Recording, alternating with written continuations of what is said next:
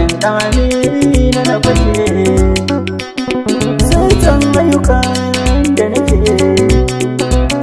godiya a gare ka nake don ka ban dama wani baka ba shakan ba. Waka ta hikima ce aikin nazari da tunani. Allah ka ne da gazawa sannan ka cire mini rauni ko bai kai mun daidai zan damke abin da ka bani ko mai sanya nai mai kyau a kadaice ka